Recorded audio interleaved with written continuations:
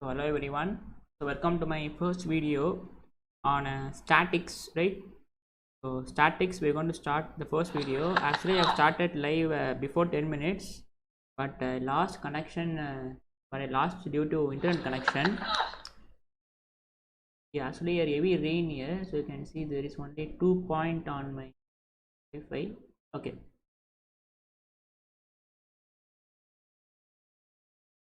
Live.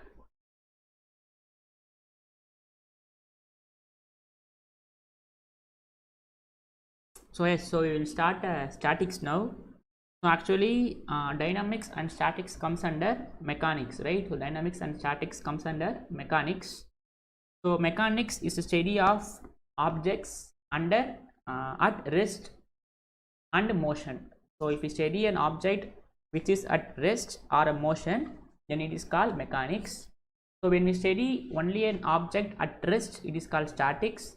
When we study an object at motion, then it is called kinematics, right? Sorry, dynamics, right? Yes. So mechanics, the study of objects that are in rest and motion.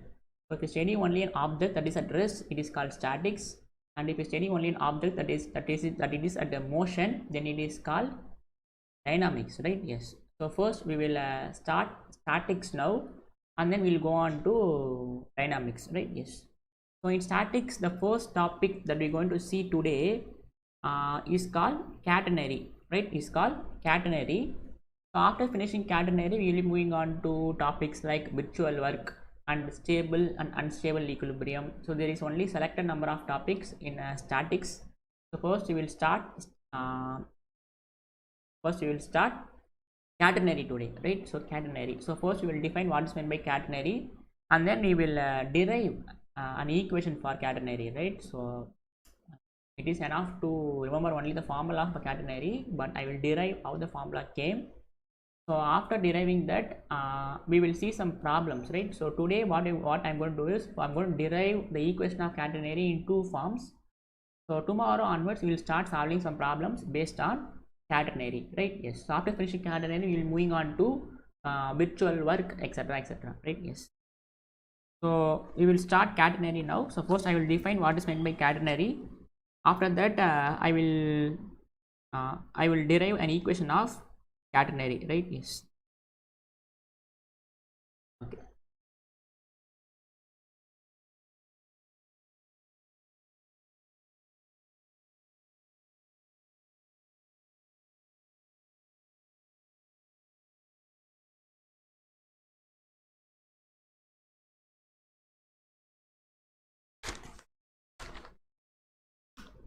Okay, so we will start catenary, right? Yes.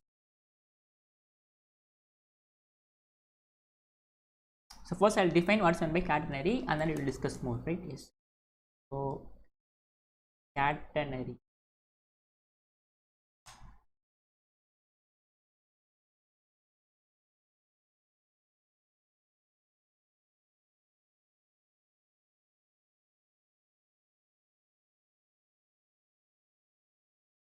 So analytical someone is asking that which topics will be continue analytical geometry or statics. So statics will be live. Analytical geometry will be uploaded, right? It will be uploaded. It will be uploaded. So it is not live. I have already recorded 10 to 15 videos, I think, on analytical geometry. So I will start publishing that, right? So statics we will do some live classes. For analytical, I have already recorded, so I will post the recorded videos of analytical geometry, right? Actually I have to edit those videos. So actually, yeah, the previous lecture itself the audio is very low. So since audio is low, I have to edit the video to gain more audio. So editing is in process, so I will upload that once editing is done. So maximum I'll try to upload tomorrow. Day by day we'll upload analytical geometry, right? Yes. So first we will start define catenary, right? So first we will define catenary. So when a uniform flexible string, when a uniform flexible string or chain, right? So when uniform flexible string or chain hangs freely under gravity. Under gravity, so between 2 points,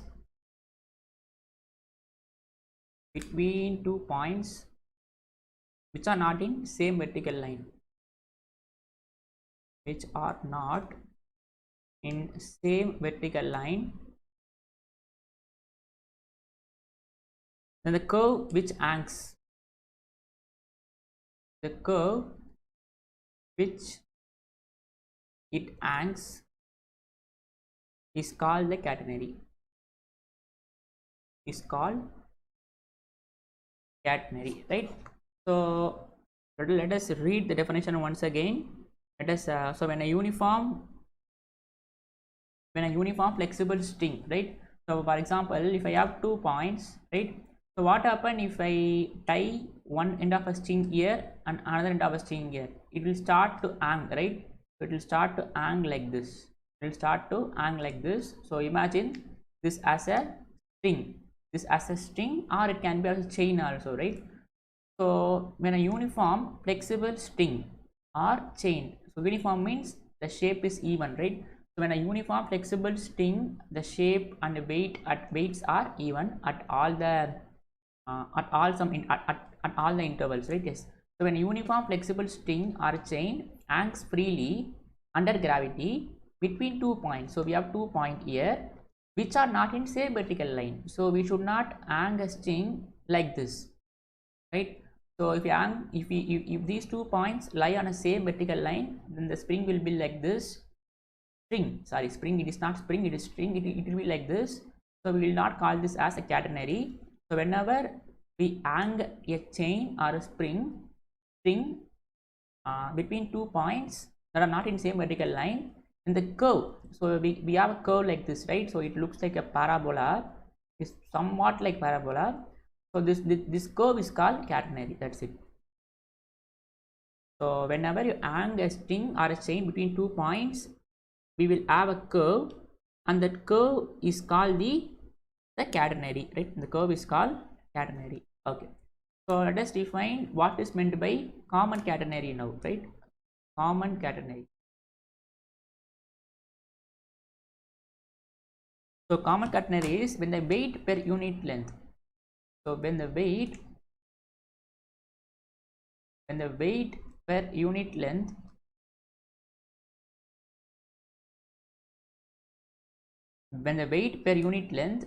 of the string or chain, right, of the string or chain is constant,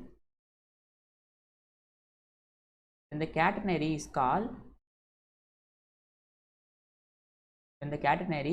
called common catenary. So what they are saying is when the weight per unit length, for example, let us assume for example we have a string, let us say this is our string. So let us assume that this total length is 5, right? This total length is 5. So wherever you pick a unit length, for example, if I take 1 meter from here to here, you measure the weight of this. Let us say this weight is 10 gram, right? So wherever you choose per unit length, wherever at whichever parts you can take, if you take per unit length, the weight of these per unit length is always constant. This is also 10 gram. So wherever you choose 1 meter, I am assuming that this length is 5 meter. So per unit length means it is 1 meter.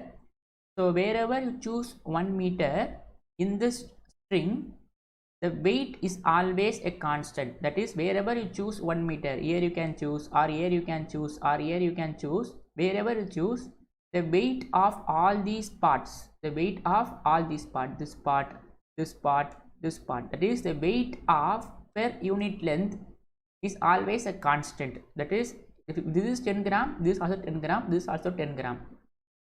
So when the weight per unit length of the string or chain is constant, and the catenary is called common catenary, right? Yes. So that is weight W by L, weight per length is constant, right? Weight per unit length is constant. Then this is called common catenary. So in catenary, so for example, if you take per unit length here, you measure the weight, you weigh the weight of this part, so this is per unit length, this is also per unit length. Suppose if this is not equal, suppose if this weight is 20 grams, this weight is 15 gram, we cannot say it is we will not say it is a common catenary. So if you take per unit length wherever in this curve, if it is always equal to some constant, the weight of per unit length is constant, then we call that as a common catenary, right? These are the very basic definition of catenary. Now what we're going to do is we're going to derive the equation of catenary. So there are two equations for catenary. One is intrinsic equation of catenary, right? Intrinsic equation of catenary. And the second is Cartesian equation of catenary, right? So there are two forms of equation of catenary, right? So intrinsic means, you know, right? So intrinsic property is independent of how much a material is present it is, that is it is independent of naturally it will have some property, right? Yes. So first we will derive an intrinsic equation, right? We will first derive an intrinsic equation of a catenary.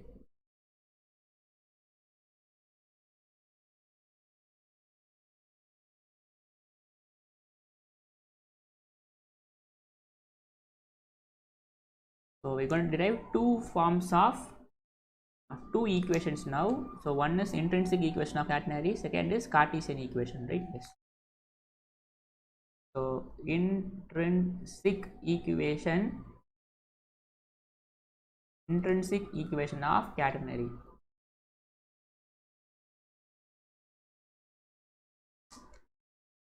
So let ABC be a uniform chain. So let us assume some conditions. So let ABC be uniform chain.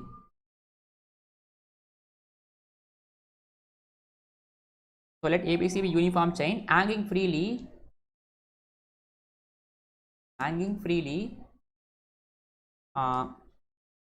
from points A and B. Right? So let us have some setup now. So we have some let's say we have some y-axis. We make some let's say we have some y-axis, and let us say we have some x-axis.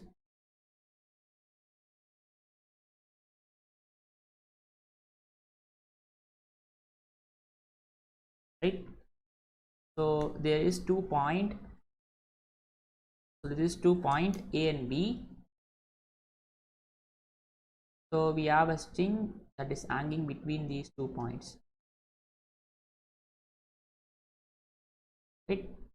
So let ABC be a uniform chain. So let us call this as C, right? That is the lowest point. So C is the lowest point of common catenary, where C is the lowest point of catenary. So we need to, what we're going to do is we're going to derive this equation in intrinsic form, right? In intrinsic form. Okay. So let P be the point on the portion CA. So what I'm going to do is I'm going to choose a point P, right? I'm going to choose a point P in the portion CA, right? And let us say that the distance between C and P is S, right?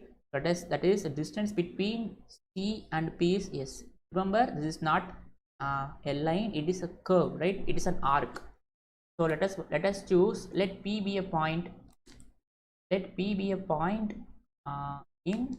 CA, right? So in CA we are choosing a point P, so that and a distance of CP is equal to S. So I'm naming this distance to be equal to S, right? Yes. That is actually it is not distance, so it is the arc length, right? I should not say it is I should not say that it is distance. Let us say the arc length of CP is S. The arc length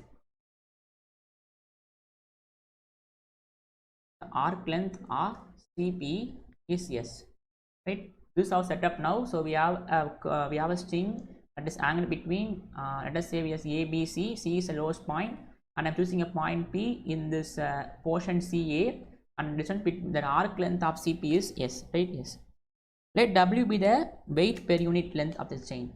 So let W be the weight per unit length of the chain, right? So for example, if we choose per unit length, let us assume that weight of that per unit length is W, right? Yes. So for example, if you choose per unit length, the weight is W, right? Per unit length weight is W. Now this arc length is S. Then what will be the weight of this portion? What will be the weight of this portion CP? You try to think little bit. Per unit length, the weight of per unit length is W. So this length is S. So this portion length will be S into W, right? So W is the weight per unit length. This arc length is S. So this weight of this CP will be, so the weight of the portion CP will be, this implies weight of portion CP will be S into W, right? S into W. W is the weight per unit length. So here the length is S. So S times W. Okay. And also this weight acts downwards, right? Also this weight acts downward. This weight acts downwards through the center of gravity of the arc CP, right? So there is some weight. So this weight acts downwards, right? This weight acts downwards through the center of gravity of this portion CP, right? So this weight acts downwards. Okay. Now so what is this weight? So this weight is S times W, and this acts downwards. You can imagine, right? So if you tie a string, so the weight will be downwards, right? So it will start, tension will be downwards. So this weight SW acts downward. So what is this SW? The weight of the portion CP is S times W, where W is the weight per unit length. Okay. Now the portion CP of the chain. Now this in CP there are three forces acting on CP, right? The portion CP of the chain is in equilibrium under the action of following forces. The portion, okay, let us change some so that we will have some difference. Okay, the portion CP. So if you understand this equation, then the entire problem will be very easy, right? So just try to understand this equation. The portion, so that's why I'm slowing very slowly, because so after studying all the maths chapters, we are coming to physics part. So we will give some more concentration and we will study slowly for physics part. The portion CP of the chain is in equilibrium. Under the action of the following forces. So under the action of the following forces. Under the action of the following forces. So there are three forces acting on CP, following forces. So you know what's meant by equilibrium, right? So equilibrium means the net force is zero, right? The equilibrium means the net force is zero. That is, for example, if I say it is equilibrium in a vertical direction, suppose for example, so if this point is in equilibrium in vertical direction means, so what it means is that sum of upward force and the sum of downward force is equal, right? For example, if I say a particle is in equilibrium in horizontal direction, For example, if I say this particle is in equilibrium under horizontal direction, that means what it means, it is sum of leftward force is equal to sum of rightward force. So that means the net force is 0, right? So the sum of leftward force is same as sum of rightward force. That means it is in equilibrium. Suppose if I say a particle is in equilibrium under horizontal direction, means the sum of upward force is same as sum of downward force. So equilibrium means net force is 0. Net force is 0, right? So this portion Cp under the action of the following forces. So there are three forces acting on Cp. The first is the tension T naught. Let's call this as T naught. So tension means pulling force, right? Tension means pulling force. The tension T naught at the lowest point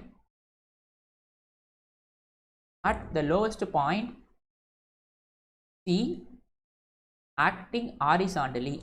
So there are three forces acting on Cp. The first is there is some tension, that is the pulling force at the point C.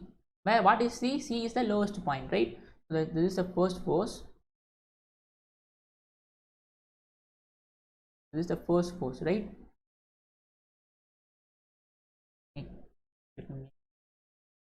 Good diagram so that after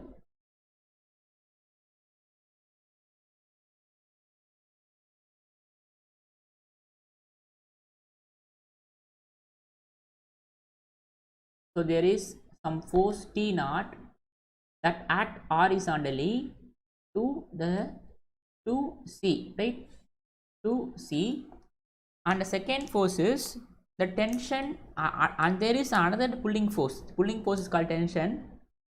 So the tension T, let us call this as T, acting along the tangent of P, acting along the tangent of P, making an angle psi with the x-axis, making an angle psi with x-axis. What they are saying is, so there is one tension acting at C and another tension acting at P, and this P is this tension is at tangent of P, right? So this is the second force acting at P. Let us call this as T, right? So first is T naught, second is T. Now third is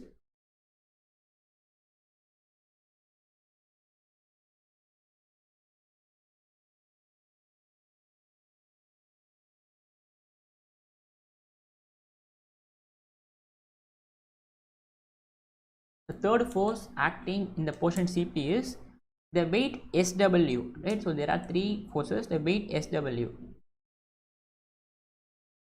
the weight SW of portion Cp,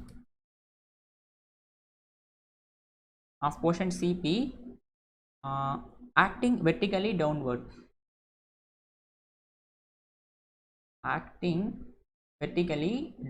this we know, right? This we already know. So what they are saying is, so there are three forces here. One is the tension T naught acting perpendicular to C, and the tension T, which is a tangential to the Cp, and there is some downward force SW. So there are three forces, right? So we will call this is I will mark this as red. So there are three forces that are acting in P, right? Yes. Now what I'm going to do is, I'm going to form an equation. I'm going to consider only this part, right? I'm going to consider only this part. So what I'm going is, so I'm going to consider only the forces, right? So I'll try to draw another diagram for only forces. So consider resolving these forces, resolving these forces. So diagram will be like this, right? So we have some x-axis, so we have some y-axis, this on y-axis, okay. So there is this a tangent line, right? So there is a force T, and here there is a force T naught. Here there is some T naught force, and this makes an angle psi, right? So I forgot to write this. So this makes an angle psi, right? This makes an angle psi with t naught. So what I'm doing is I'm just writing this, I'm just drawing this portion. So we have a point of intersection here. So to the leftward we have t naught force, to the rightward we have this line, right? And to the upward we have y-axis, and to the downward we have SW, right? This is how the diagram looks like. So downward we have SW, to the leftward we have T naught force tension. This is a tension T force, this is tension T naught, this is SW. Let us say this makes an angle psi, right? So we know what this will be. So this will be T times cos phi, right? So this distance is T times cos phi. And what is this distance? This distance is T times sin phi, right? Very elementary, right? So this is t. So we know that a complex number representation is e power I theta, which is r times cos theta plus I sin theta in polar form. So r is the distance from origin and theta is the principal argument that we already know, right? So this is t cos phi and y-axis is t sin phi, t is this force. So we know that these forces are in equilibrium, right? The portion CP of the chain is in equilibrium.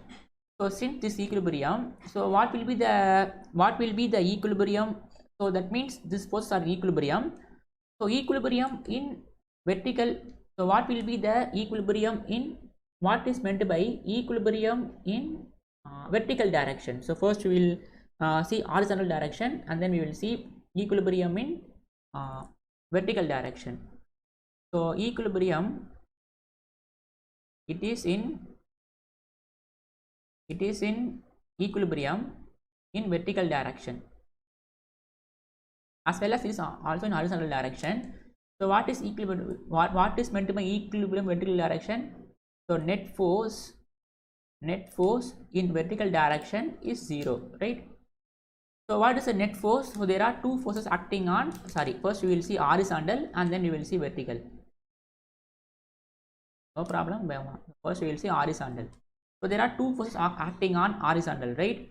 So one is the force T naught and another is the force, this is T cos phi. This is T cos phi, and you can see this force is in positive x-axis and this force is negative x-axis. So since net force is 0, so it will be T cos phi minus T naught is equal to 0, right? So since this is negative, so we should take minus. So this implies T cos P is equal to T naught. Let us call this as equation number 1. Now it is also in equilibrium in vertical direction, right? So it is in equilibrium in vertical direction. So what that means? Net force in vertical direction is 0, and vertical direction there are two forces. One is the force T sin psi and SW, and this is in positive y quadrant, this is in positive negative quadrant, negative y axis. So this will be, so T times sin C minus SW is equal to 0. This implies T times sin psi is equal to SW, right? So you can see how we got this forces, right? So just go to this diagram. So we have an x-axis like this and we have y-axis like this. So here we have a curve, here we have a tangential line which is t, right, which is t, and this angle is psi, right? So that's why I'm just zooming the diagram and I'm drawing that. So there are four forces acting horizontally and vertically. I'm naming that, and since this is in equilibrium, net force will be 0. So if I divide 2 by 1, so divide 2 by 1, so we have T times sin psi divided by T times cos psi is equal to SW, okay, T times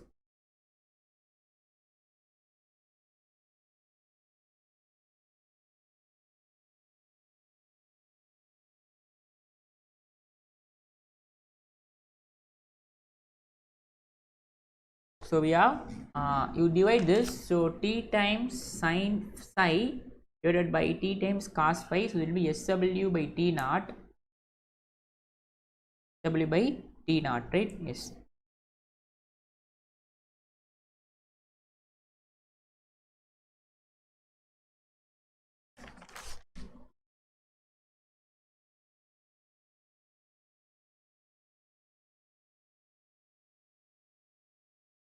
So let me wait, I'll come back in 1 or 2 minutes.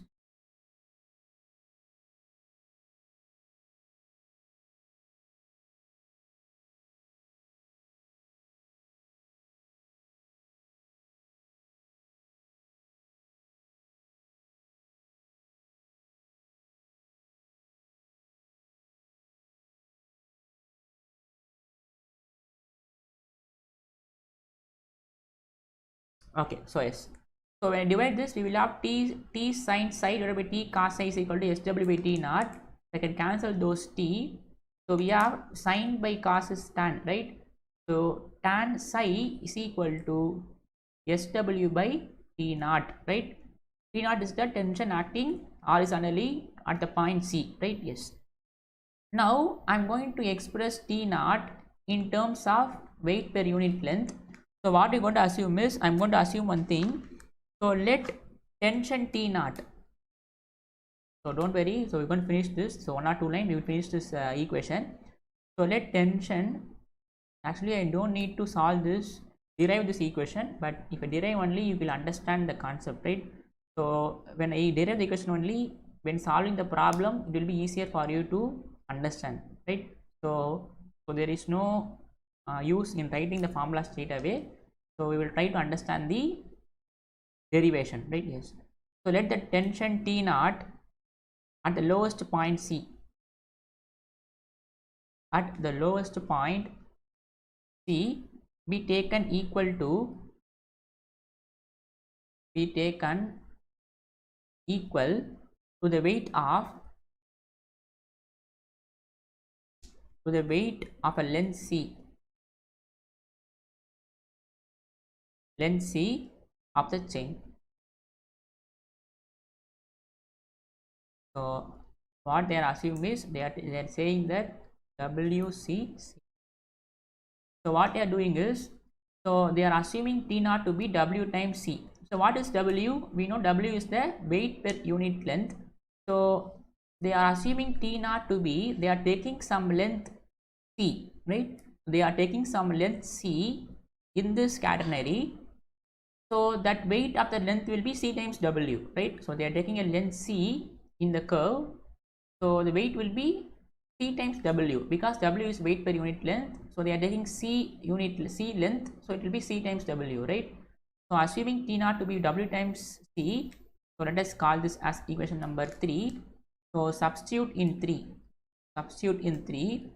So this implies tan psi is equal to SW by T naught. So this implies SW by, what is T naught? W times C, right? W will get cancelled. So this implies tan psi is equal to S by C, right? So this implies S is equal to C times tan psi, is called the intrinsic equation of catenary. Is called the intrinsic means naturally, right? So naturally this portion CP has the following forces. What are the forces? There are 3 forces, right? So we are not implementing anything, naturally it has 3 forces. So intrinsic means that property already exists, right? So is called the intrinsic equation of catenary. This C is called parameter, right? This C is called the parameter of the catenary. C is called the parameter of catenary, right? So that's it. So this is called the intrinsic equation of catenary. So next we will be moving on to Cartesian equation of catenary. Cartesian equation is very easy. So intrinsic, we will use some geometrical idea. So for Cartesian, it is just a basic derivation. So if you have any doubt, in intrinsic equation, you can ask, right? So next we'll be moving on to Cartesian equation. That means what they are saying is, what is S? S is the distance of the S is the arc length, right? So S is the arc length. So S is the arc length. So we are taking a point P here, right? So it is arbitrary that we can also take point P anywhere, so that we will have this equation. That is, this equation is S is equal to C times tan psi, right? This is the equation. So for this proving only we have solved this equations, right? Yes. So next we'll be moving on to Cartesian equation of catenary, and then you will see some relation between all this, and then we will stop this, right? So second is Cartesian equation of catenary. So we will use this in problems. We will use many. We will use this equation in solving many problems. That is Cartesian equation of catenary. So this derivation is very easy. So just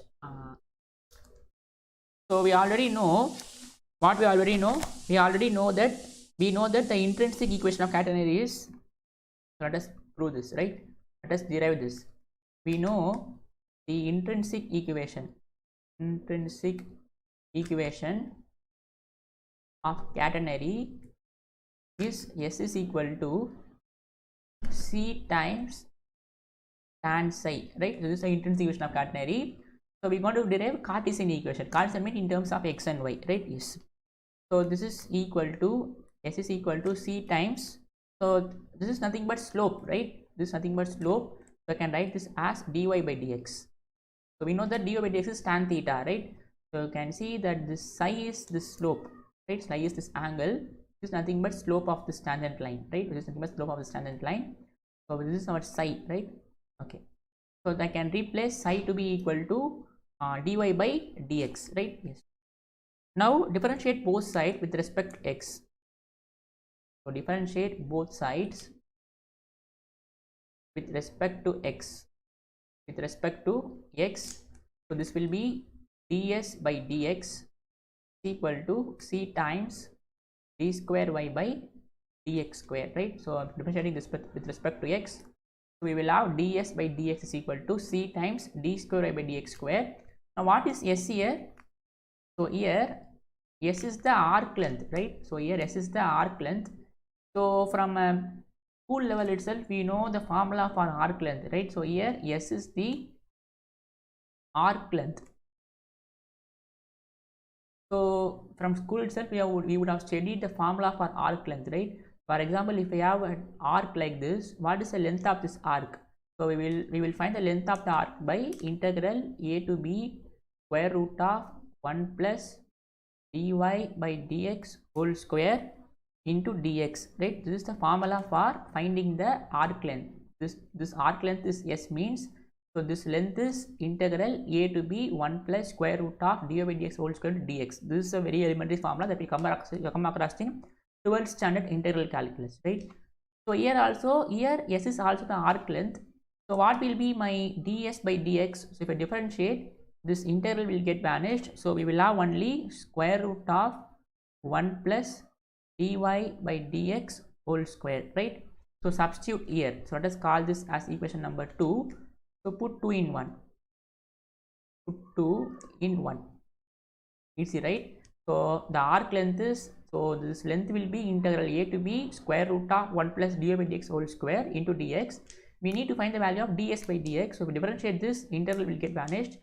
So this equation will be square root of 1 plus dy by dx whole square equal to c times d square y by dx square. Remember what is our aim? Our aim is to find the Cartesian equation, right? Our aim is to find the Cartesian equation, right? Yes. That is, we need to find an equation in terms of y. This what we're going to do is, what will the aim is? So we need to find an equation for this curve in terms of a function, that is in terms of y. Okay. So what I'm going to do is, I'm going to make some substitution to calculate this. So put z is equal to dy by dx. Put z is equal to dy by dx. So if I differentiate this with respect to x, so dz by dx will be d square y by dx square, right? Very dark.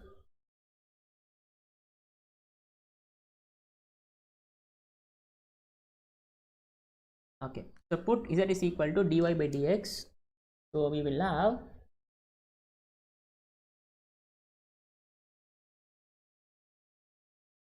put z is equal to dy by dx. So what will be my dz by dx? A differential with respect to x will have d square y by dx square, right? So this is our assumption. Let us call this as equation number 3. Let us call this as equation number 4. So put 4 in 3. Put 4 in 3. So this 4 will be this 3 will become square root of, so 1 plus du by dx whole square. So du by dx is z, so this will be 1 plus z square is equal to c times, so d square by dx square is dz by dx, right? So dz by dx. So we will solve for x now. So this implies so dx equal to c times dz by root of 1 plus z square, right? So integrate now. Integrate. So that means x is equal to c times integral dz divided by square root of 1 plus z square. So what is the formula? Integral dz by root 1 plus z square dz, right? dz. Okay, so this will be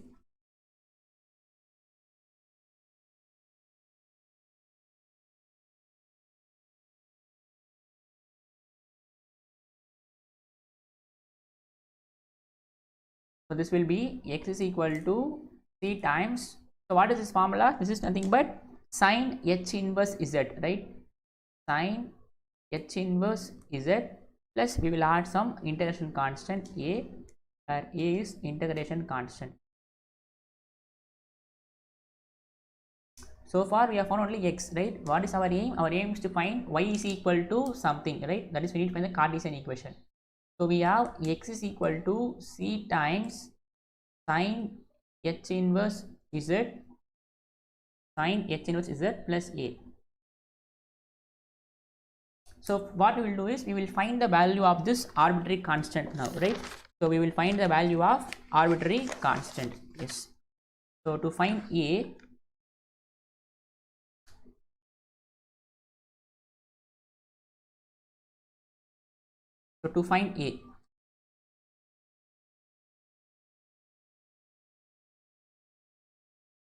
now you choose a vertical line through a point C. Now choose vertical line. Now choose vertical line through the point C. Through the point C as that at C. As that at C. Now choose a vertical line through the point C. So here now what I'm doing is we are choosing a vertical line through C, right? So that's why if you we will I'll draw this diagram here. So we will have a catenary like this, right? We have a catenary like this, and this is our point C, and this is our T naught, the force T naught, and this is our the tension T1, right? This is our tension T1 that is tangent to the point P, and this distance is S. So what I'm going to do is I'm taking a vertical line, this line. So in this vertical line at the point C, right? At the point C, you can see that this I'm choosing this line, right? This line x is equal to 0, and in this line you can see there is some tangent, right? This is also tangent T naught force, and you can see this tangent is parallel to x axis, That means what you can say, by Rolle's theorem it is equal to 0, right? The derivative at this point is equal to 0. That means dy by dx is equal to 0. So repeat, I'll again repeat. So if you consider only to find the arbitrary constant, what I'm considering is I'm choosing this direction. So in this direction, what is the equation of this line? It is x is equal to 0. And also see at this C point, this T naught is tangent, right? So that means the tangent is parallel to x-axis, means the derivative is equal to 0, right? So that means dy by dx is equal to 0. So we have these two conditions, and dy by dx is equal to 0. So now choose a vertical line through a point C. So we have these two observations. Now substitute in this equation. So what is this equation? This equation is, let us call this as equation number 5. So put in 5. Put in 5. So x will be 0. So 0 is equal to c times sine h inverse of z. And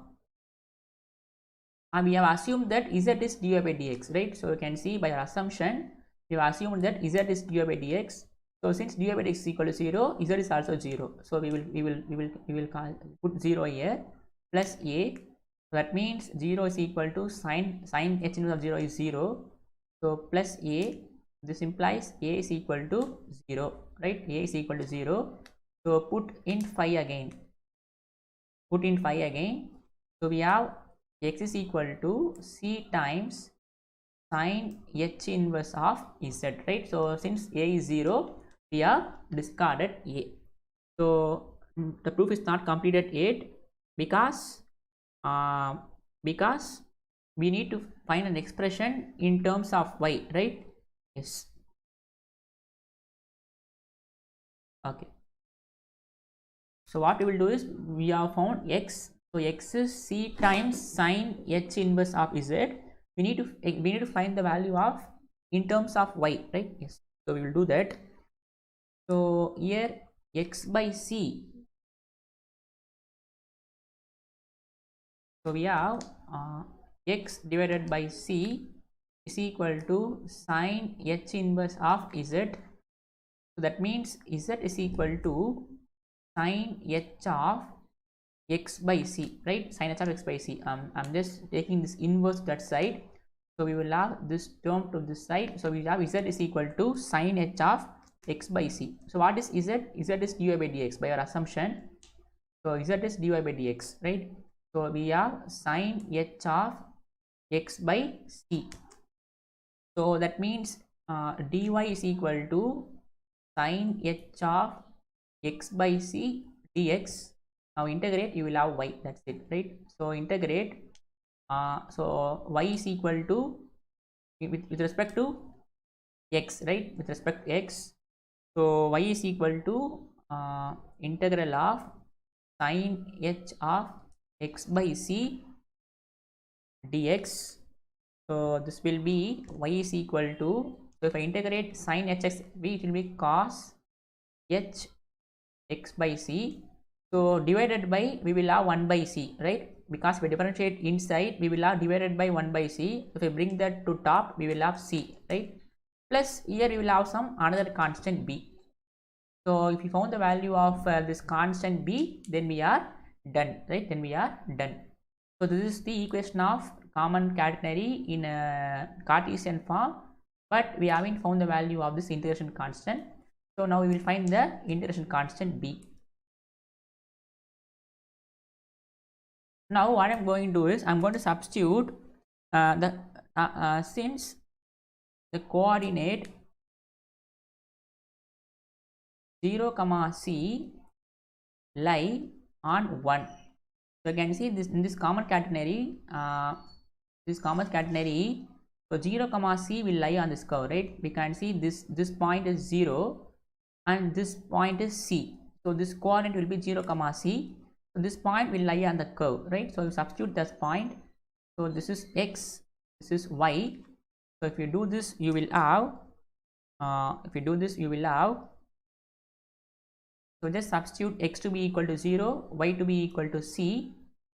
We will have y is equal to, sorry, c is equal to, right?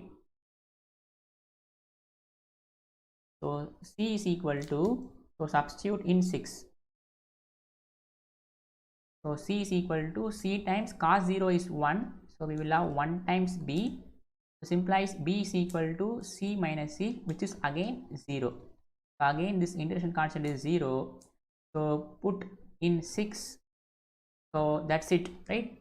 So the equation of catenary in Cartesian form is C times cos h of x by c. That's it. Cos h of x by c. This is called the equation of catenary in Cartesian form, right? In Cartesian form. So I think you will be understand, right? So that is when you derive the equation in intrinsic form, this equation is s is equal to c tan psi, right? So this equation is s is equal to c tan psi. When you derive this in Cartesian form, this curve is y is equal to c times cos h x by c, cos h of x by c, right? That's it. So we will introduce some more notations now, or some more basic definitions, and then we will see some relation between them, and then that's it. The theory part is over. From tomorrow onwards we will start solving some problems based on the catenary, right? Yes.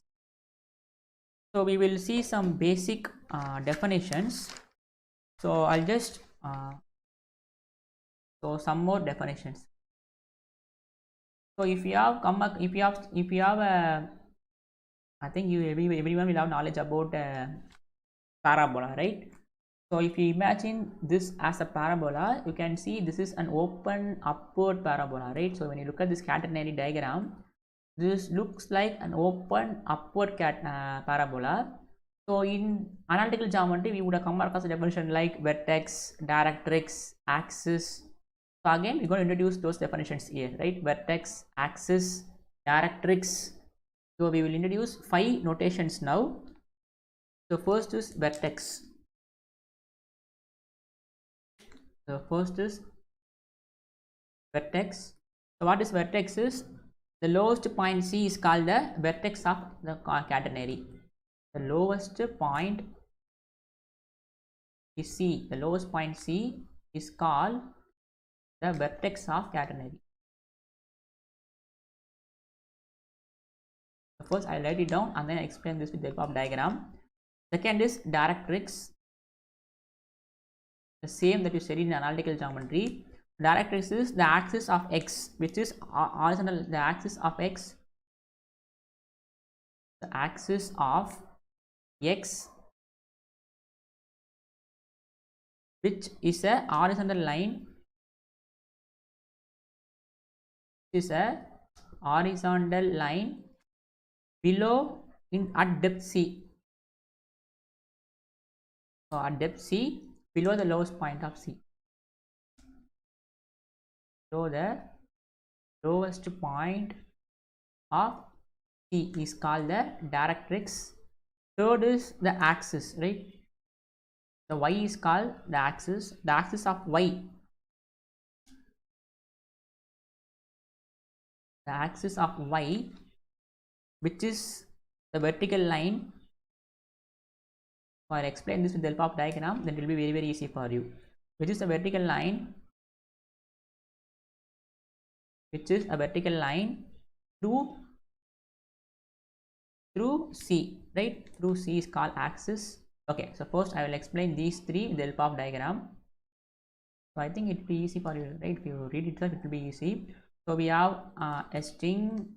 Let us call this as B. Let us call this as A. So we have a string like this, and this lowest point is called C, and this line is called this line, right? So this line is called the vertex, right? The lowest point C is called the vertex. So this is called the vertex of this catenary. And the directrix is, so okay, let me draw the axis. This is our y-axis, right? This is our directrix. So you can see this is an open upward parabola. The axis will be like somewhere around here. The directrix, sorry, the axis of x. So this is our x-axis, which is a horizontal line. This is horizontal line at a depth c below the lowest point of c. This is our distance c, and this point is 0, right? Origin. So this line lies at the depth c. Depth c means the distance is c, depth means it is the lowest, right? Below the lowest point of c is called the directrix. So let us call this as x. So whenever I use this x, I am denoting directrix, right? And this y is called the axis. This y is called axis, and this is a vertical line through c, right? The axis of y, which is a vertical line through c. So you can, this is a c, the vertical line passing through c, and the horizontal line below the c is called directrix. Vertical line through c is called axis, and the lowest point of c is called the vertex, right? Yes. The second is, fourth is span. The span is if two AB, the distance AB is called span, right? If the 2 points of suspension A and B are in horizontal line, AB is called the span.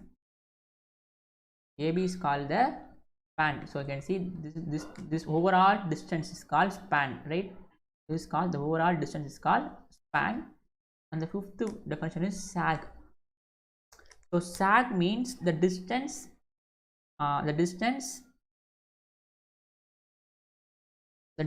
CD is called sag. The distance CD is called the sag, where D is the midpoint of AB. Where D is the midpoint of AB. So you can see this is D, and this distance is called sag, right? That is at the lowest point to the this point, right? So this lowest point to this point is called the sag, right? So this is called sag, and this is called span. This distance is called span, and this is vertex, and this is directrix, and this is axis, right? These are the 5 definitions. Now we will see some relations, right?